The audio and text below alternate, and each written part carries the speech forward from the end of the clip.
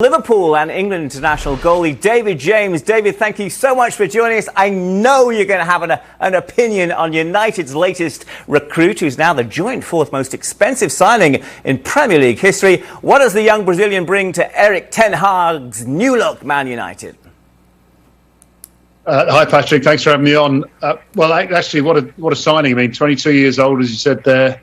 A prolific goal scorer in his last couple of seasons for Ajax. Obviously knows the manager.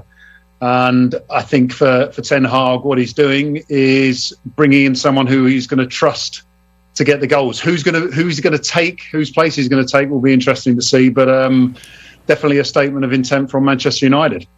I agree, yeah. Might it be Sancho? Might it be Rashford? We shall see. Intriguing, good squad depth, right, for Erik ten Hag. Now, 4 matches on the slate this day in the Premier League and a further 5 on Wednesday, including newly promoted Bournemouth hosting Wolves, a Bournemouth team we now know who won't be managed by Scott Parker, the 41-year-old head coach dismissed just 25 days into the new campaign. David, that's the earliest a manager of a newly promoted side has ever been shown the door in the English top flight. Bournemouth, of course, coming off a 9-0 defeat to one of your former teams, Liverpool. Parker saying afterwards he wasn't surprised at the result and that new signings were needed to strengthen his team, a team that he called under-equipped at this level. Now, Bournemouth's owner Maxim Denim earlier today in a statement which reads in part, in order for us to keep progressing as a team and as a club as a whole, it is unconditional that we are aligned in our strategy to run the club sustainably.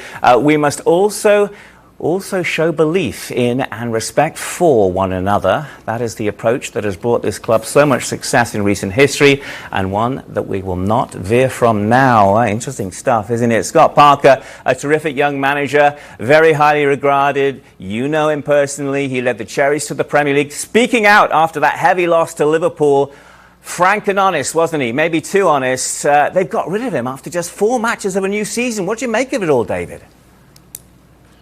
Well, one thing I'd say, Patrick, is that, and I've been in the position as a manager, it doesn't matter what's going wrong behind the scenes. You cannot allow that to come out in the public, especially in a post-match press conference. And the 9-0 was bad enough. But as you said there, I believe some of the statements weren't favourable towards Bournemouth or the combined effort that Bournemouth were trying to make to stay in the Premier League. So I'm not surprised in that sense. As you say, he's a young manager with tremendous potential. He's done so well up until that point.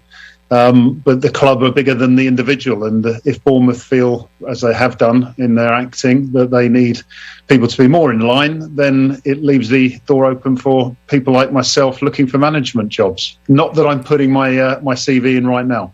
Why, you forced me to kind of make me ask you, are you? Well, you just said no, but are you? Anyway.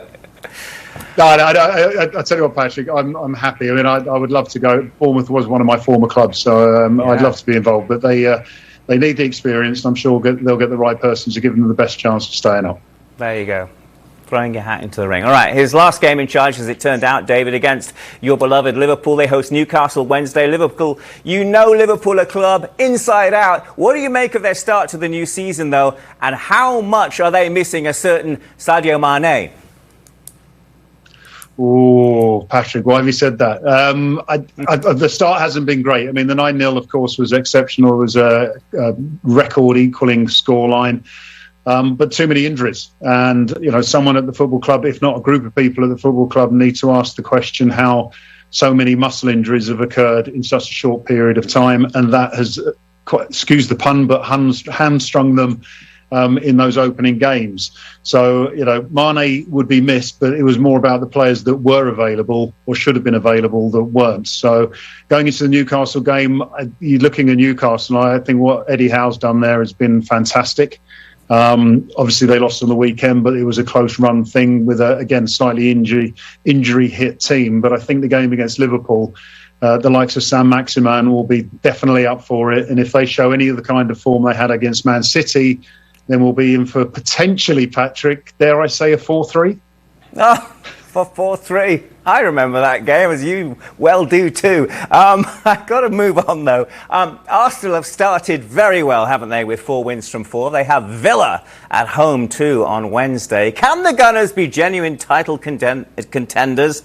Or ultimately, will this be another Man City-Liverpool showdown for the Premier League crown? What do you think? Well, I think fortunately we're not going to be in a simple two-horse race this season. I think Arsenal definitely with the start have put themselves within the running, but I think where people expect Arsenal to drop off like they did last season on numerous occasions, I think Mikel Arteta and his team, with some very astute recruitment decisions, have got themselves a side which are there for the long run. And I hope as a Premier League fan that Arsenal stay the distance and make it a proper title challenge right up until the end. But what he has got there is the ingredients of a super looking football team. I agree. Look, David, it's been great to see packed stadium, bars, watching the thrills and spills of the Premier League following the pandemic especially. I wonder, what are you going to be watching this weekend, this week as well, and where? Tell us more. Well, what am I going to be watching this weekend? I'll be watching all the games all over. And I've got to say, I was listening to that interview we were talking about Serena Williams.